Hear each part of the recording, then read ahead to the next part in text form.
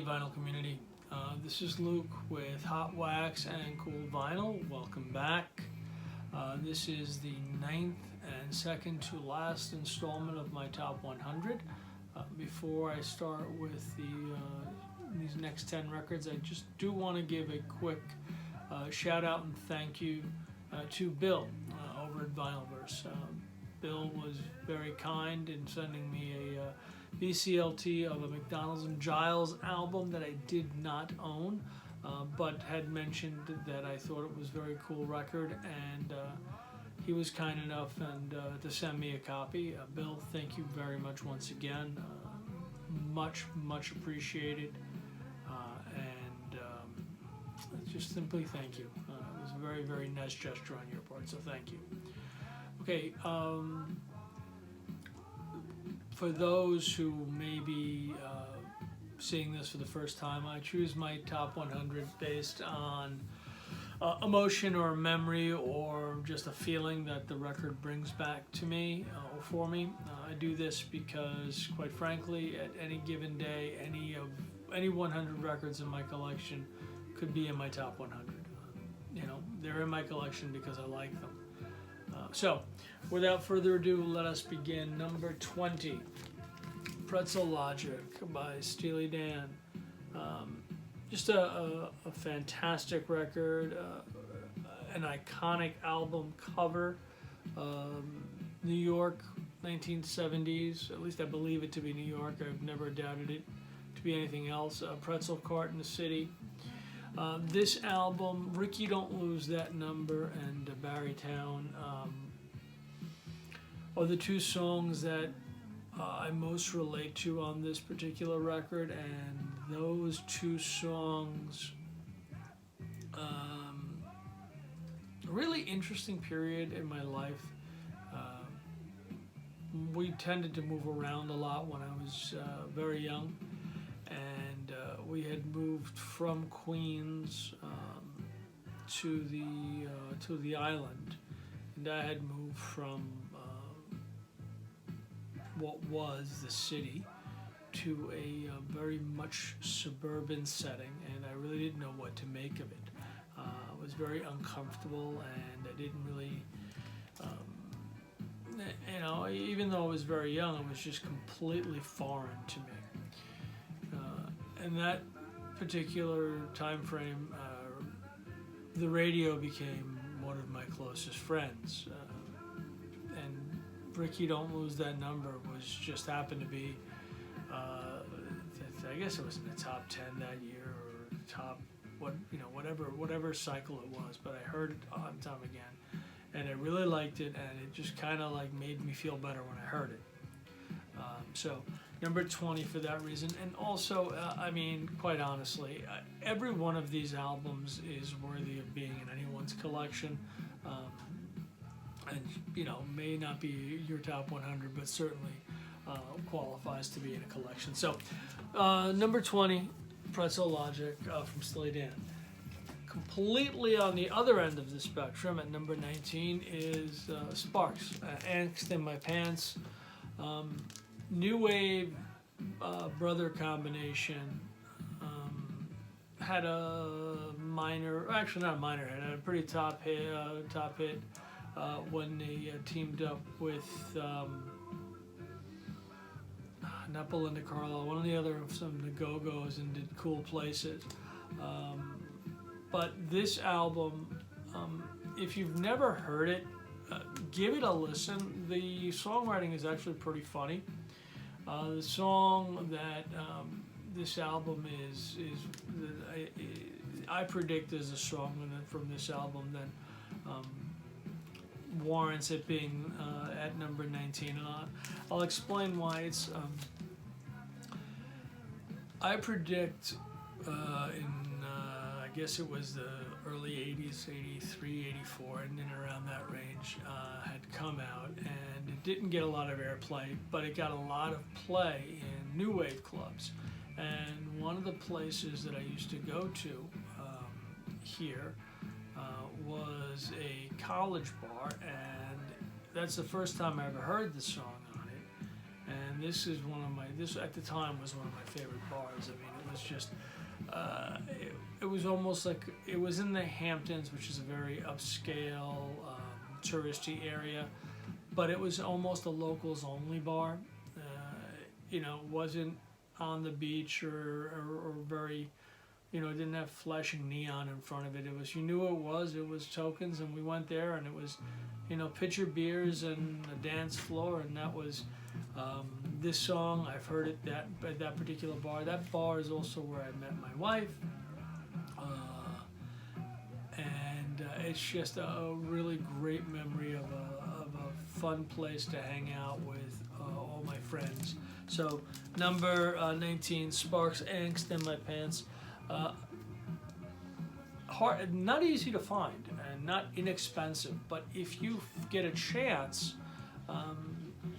to Spotify some of their music and listen to the lyrics, the writing was really amusing. I mean, a lot of techno pop stuff, but really amusing lyrics. Next up, at number 18, completely on the other end of the spectrum, we're going to go with Saxon, Strong Arm of the Law.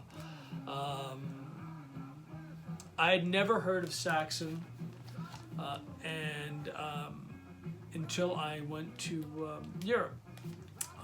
After I graduated high school, I spent a couple of years living in Rome and working there and doing other things. But Saxon was a very, very popular metal band in that period throughout most of Europe and through Italy.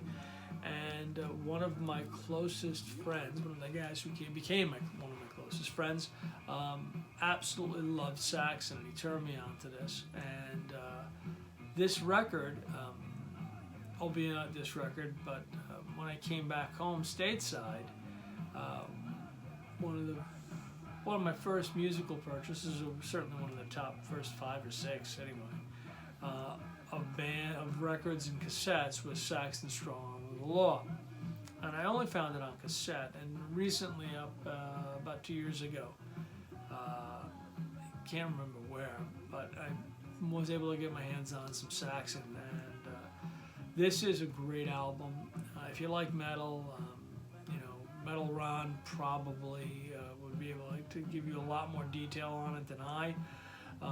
But I will say that this record reminds me of that 2 formative years I spent living in Europe after high school. Formative on so many different levels, but musically as well. And the discovery of bands that I don't think I would have probably known or even bothered to explore if it wasn't for those 2 years I lived in Europe. So Saxon, Strong Arm of the Law, comes in at number 18. At number 17, Some Girls. So there, I've heard recently, and only recently have I heard, that this was the Stones' disco album. I'm not sure why that started. I mean, have you not heard Girl with the Faraway Eyes? I can assure you the following. This came out at the height of the disco craze. And while I can see where some girls might be considered that, if you ask any one of us who was there at the time, this was anything but disco. This record is at number 17 because of a summer spent in Italy before high school ended. My folks and I were from Italy, and I was fortunate enough to be able to vacation there in the summers. And I guess it was the summer of 76. 76? When did this album come out? This came out in 78, so it couldn't have been 76. So it had to be the summer of 78. The album had just come out, and I was in vacationing in southern Italy. I normally would go to Rome and spend time with my family, but we had a vacation within a vacation, and we were down in southern Italy, on the Adriatic seaside, and got to listen to Some Girls for the first time there, and loved the just loved the album, loved the music on it. Still one of my favorite Stones albums to this day. So Some Girls at what number are we on? We are on number 17. At number 15, as by now you guys are well familiar, I dropped my papers all over the place. So at number 15,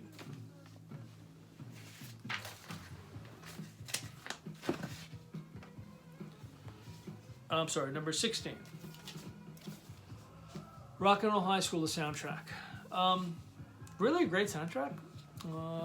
The Ramones, Alice Cooper, a bunch of other great artists on this thing. Fun movie,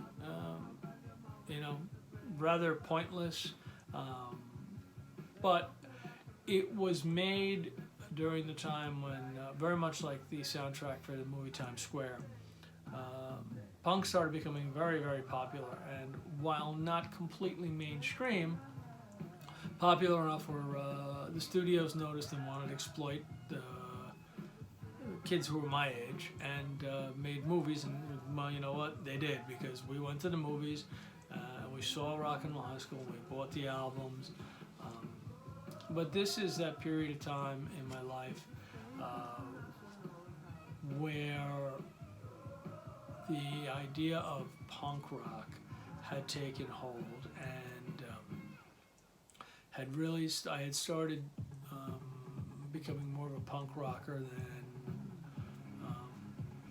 than like a regular, than like classic, what we would consider classic rock today. Still love classic rock, but really kind of was leaning more towards the punk rock, simply because of the message and the time period we were living in. As much as I wish I could glorify the late 70s, it was really, really a very difficult time in the United States, economically speaking, and it was just a very difficult period, and punk rock was a reflection of that, societally speaking, and I could really relate. So if you get a chance to ever find this record in the wild, or in a record store, or cheap on eBay or Discogs, grab it. You don't find it that often, and it's a really pretty solid and cool soundtrack. So that was number 16. We are now at number 15.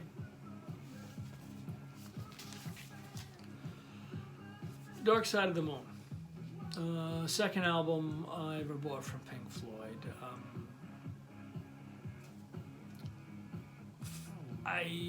First album that I remember being able to listen to all the way through, without pulling the needle off the record. Every single song was just a great song.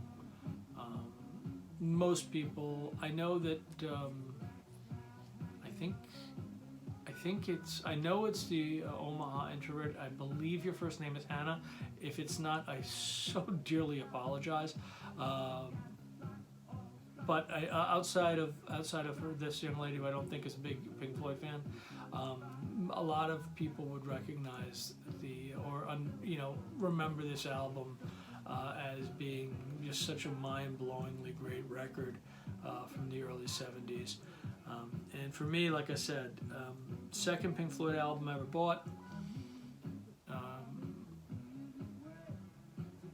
First album that I can remember listening to all the way through without, saying, man, this song sucks.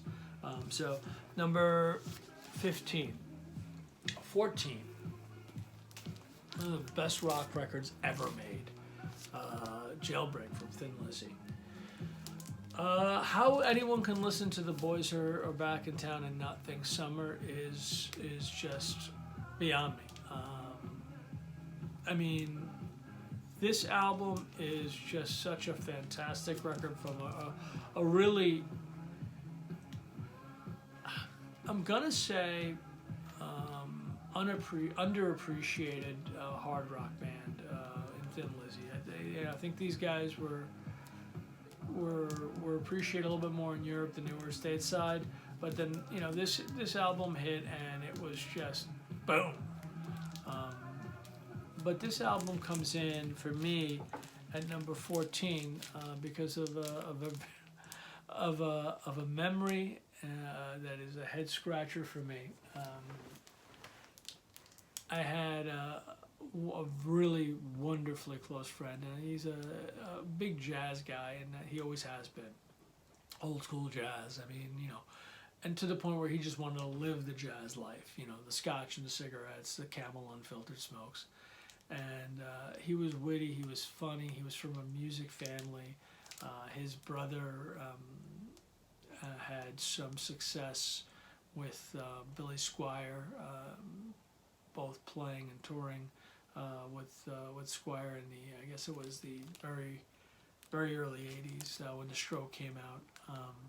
So as a musical family, musical guy, but he was just a straight up jazz guy.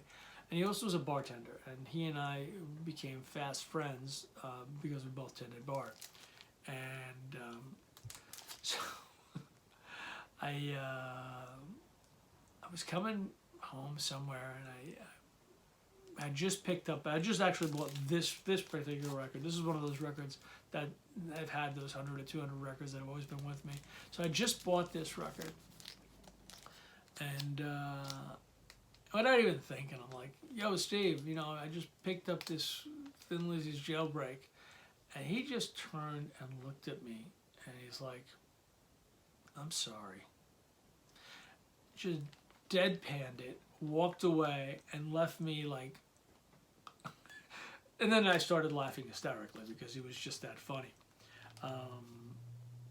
But it was just, it's one of those moments where, you know, you have those snapshots in time where you remember your friends in a specific period, a specific moment, and this record always reminds me of that particular snapshot, that particular moment, with a very dear friend, and he just made me laugh. So number 14 is Thin Lizzy. Number 13, the very first ska album I ever bought and very first ska song I ever heard. Bad Manners, Class. This was, I guess it was, I'm going to say the summer of 79. This came out in 78, did it not? No, this was in 81. Okay, maybe it was 1981. Maybe it was the summer of 81. I'm old enough where I get confused. Song Lorraine.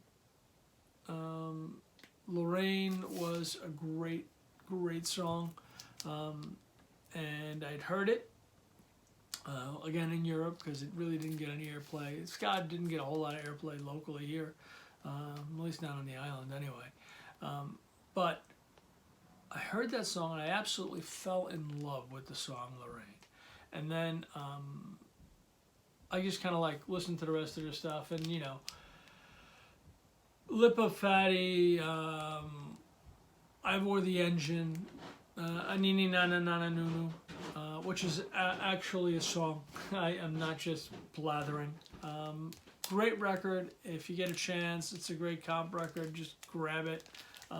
Every ska song on this thing is just fantastic. Okay, so next up we have, what number are we on? We are on number 12. Number 12. Beggar's Banquet from the Stones. Sympathy for the Devil. Fantastic song, fantastic record. And it's on and as high as it is because I believe I was a sophomore or a junior in high school, and the same English teacher who gave us a test on American Pie taught poetry. And in our poetry class, he, because he was a music fan, allowed for songs to be included as poetry, and we can open for discussion. And Sympathy for the Devil, which I don't believe I had heard at the time from the Stones, or if I had, it was just, I had heard it once or twice. Nothing, it hadn't stuck. So we're discussing Sympathy for the Devil, and he went on to say that the song was originally banned, and it wasn't allowed airtime on the radio. They weren't doing any concerts, at least in the States. And I don't recall the year, but he said the first time that they were able to redo Sympathy for the Devil, the Stones did it in whatever show it was either in LA or New York. They had the brass drums came out and they did this whole production, and the song went on for like 10, 15 minutes as opposed to its regular time slot. And he went on, and it got me really interested in the song, and it opened a whole discussion in class, which I won't get into, but it opened a theological discussion in a poetry class amongst high school kids. And it was just, one of those moments where you kind of got it. You just kind of like, you don't have a lot of moments as a high school child where you can actually connect with your teacher and you get it. This was one of them, and it was on Sympathy for the Devil. So leaving aside again, the record really doesn't need a whole lot of introduction. It's a fantastic record. Guaranteed that 99% of everyone watching this owns it. So, number 12, Sympathy for the Devil. And number 11. A little bit of a weird choice, I know, but hear me out as to why. Kinks' Low Budget. Very much a disco-sounding album from the Kinks. But undertones and undercurrents of social and political turmoil throughout the United States and in Great Britain at the time when this album was written, and it has undertones of it throughout the entire record. In Catch Me Now I'm Falling, it's, the United States we had run into some issues. We had high unemployment. Interest rates were very high. I believe at the time, if you wanted to buy a house, your interest rates were hovering around 14%. I mean, just really hard economic times. It wasn't the oil embargo, but gas.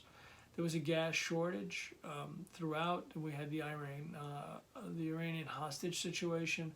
There was a lot of things that were happening in the United States and throughout the world that made it very, very difficult period of time. And a lot of this album encapsulates that very feeling. A gallon of gas. Catch Me Now I'm Falling. I Wish I Could Fly Like Superman. Low Budget. All of these songs all are strident reminders to me of that period in my youth and within our nation. And it's comforting that we got through it. But a lot of my attitudes and behaviors today were forged in that period of time when it was very, it was really not easy. It was tough. I mean, jobs are hard. Unemployment was not crazy high. Don't get me wrong. It wasn't the Great Depression, but it was a downturn economically, and there was an energy crisis, and there was a lot of tough things going on. So this album, as music often does, encapsulated it so well, and it's just it's worthy of a close listen. if you just kind of like give it a casual listen and you just kind of like, yeah, it's okay. So Catch Me Now I'm Falling's got a pretty disco beat, and that's fine. Listen to it a little closer, and listen to the words, and you'll really come away with a different mindset of this record. So, wow, this is a little bit longer than normal. So hopefully you enjoyed this. The last top 10 will be hopefully shoot it the next few days, so I can get it done for next week. Thank you so much for putting up with me as I went through this. Thank you everyone who's left us comments. I read them all. I try to reply to every one of them. I think I reply to all of them. If I haven't replied to yours, I'm sorry. It was just an oversight. Please leave a comment. Please subscribe. Let me know with what you think of my top 100s thus far. Let me know what you think of Low Budget. Let me know what you think of Class. And I'm almost positive it was 1979 that Lorraine came out, and the Class is a compilation album. If I'm incorrect, please correct me. For now, have a great rest of the week. Happy Sunday afternoon to everybody. Enjoy your Sunday dinner if you haven't already had it. And that's it. Cheers all.